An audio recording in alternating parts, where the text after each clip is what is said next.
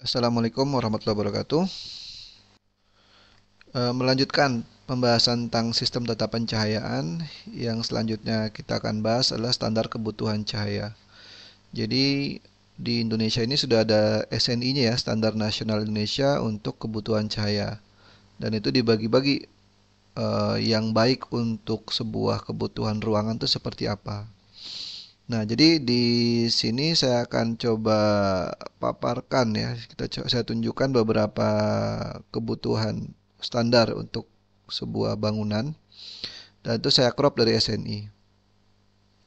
Nah, pada saat kita merancang sebuah bangunan atau mengaudit sebuah bangunan gitu ya, kita harus tahu dulu bangunan tersebut itu dirancang untuk apa. Kemudian jika kita sedang mengaudit yang existingnya itu apakah sudah sesuai atau belum gitu. Apa sudah baik atau belum. Nah, baik atau tidaknya tata pencahayaan itu kan kita butuh satu referensi. Nah, referensi itu di dituliskan atau disepakati ya, atau distandarkan pada sebuah dokumen yang namanya SNI. Kalau kita searching aja Google banyak yang PDF-nya ya. Jadi SNI untuk tata pencahayaan itu ya. Itu sudah ada. Jadi kita bisa lihat di situ sebagai acuan pada saat kita mendesain atau mengaudit sebuah bangunan. Eh, yang di sebenarnya kita punya banyak ya, bukan hanya ada lux lumen, kemudian CRI dan color temperature ya, yang sudah kita bahas sebelumnya, tapi kita sebenarnya pada saat kita membahas tentang pencahayaan itu banyak besaran-besaran lain gitu ya. Seperti sudut ruang, kemudian steradian dan lain sebagainya gitu ya. Nah, yang distandarkan di SNI itu ya empat tadi, yaitu luxnya, tingkat pencahayaannya, kemudian ada ini ya, tingkat pencahayaan dan luxnya yang kita sudah bahas sebelumnya. Kemudian ada kelompok renderasi warna, kemudian ada juga temperatur warna gitu ya. Nah, contohnya gini, ini ada saya tabel, saya crop. Misal di rumah tinggal kita ingin membuat teras misalnya, maka tingkat pencahayaannya ya kira-kira 60 lux itu. Kita tidak perlu besar-besar. Kenapa? Karena di teras itu biasanya kan orang hanya ngobrol tanpa harus memeriksa sesuatu yang teliti atau menentukan warna yang cukup baik gitu ya. Nah, jadi tidak perlu besar. Tapi beda nih, misal di ruang kerja. Nah, ruang kerja itu kita mungkin butuh lebih teliti, lebih terang sehingga nyaman gitu. Ini untuk rumah tinggal. Ada juga untuk perkantoran, misalnya ruang kerja, ruang komputer, dan lain sebagainya. Nah, ini kita lihat nih di ruang gambar itu kita butuh tingkat ketelitian yang tinggi kan gitu. Makanya butuh lux yang besar. Ini untuk tingkat pencahayaan. Yang kedua ada yaitu kelompok renderasi warna. Nah, untuk kelompok renderasi warna itu kaitannya adalah dengan CRI. Di sini di standar SNI ini tidak dibilang bilangan CRI-nya berapa gitu ya, value nilai nilai CRI-nya berapa gitu. Tapi di range kan. Nanti kita bahas di slide berikutnya. Nah, kalau CRI itu kan seperti yang saya sebutkan tadi bahwa dia satuannya persen ya. Jadi semakin tinggi, semakin mendekati 100%, artinya dia semakin mirip dengan cahaya referensi. Nah, ini satu dan dua itu nanti ada slide berikutnya. Ini ada beberapa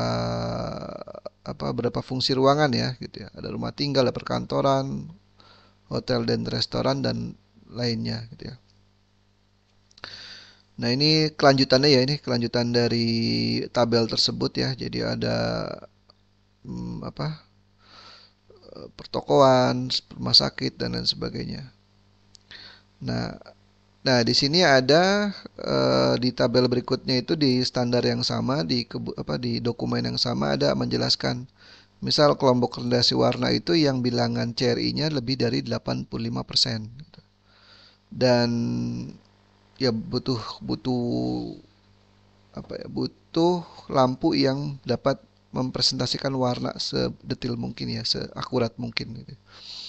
Kalau dua ya lebih rendah ya antara 70 sampai 85, kemudian 40 sampai 73, ya kurang dari 4 itu eh, apa? eh, bilangan CRI-nya ya, RA ya ini ya. RA itu samalah CRI. Saya nggak tahu juga kenapa namanya RA gitu ya. Itu kurang dari 40.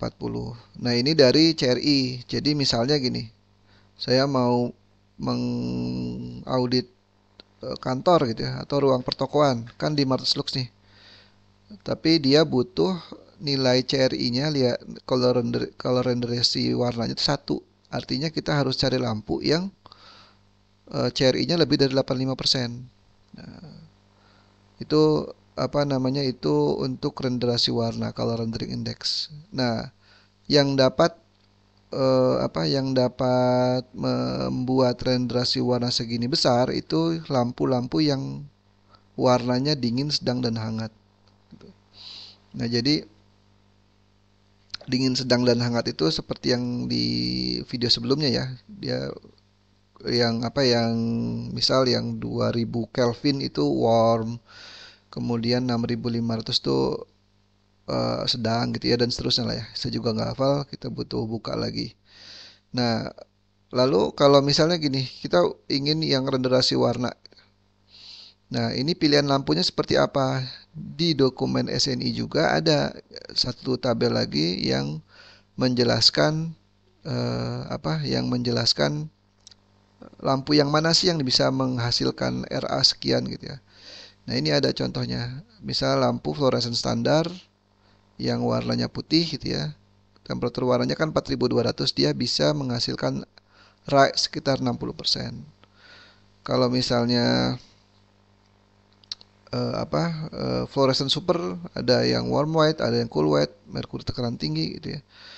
Dan itu bisa mencapai 85%. Jadi kalau misalnya kita ingin kualitas CRI-nya itu yang 1 gitu ya, kelompoknya ya yang tadi.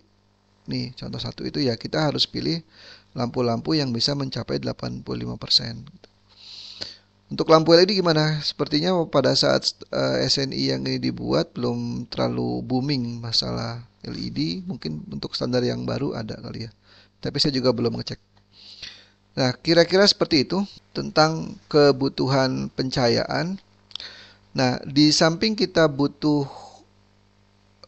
spek cahaya yang sedetil ini gitu ya. Ada lux, ada kelompok renderasi warna, ada temperatur warna gitu ya. Kita juga butuh memperhitungkan dalam audit energi itu konsumsi listriknya seberapa sih gitu ya.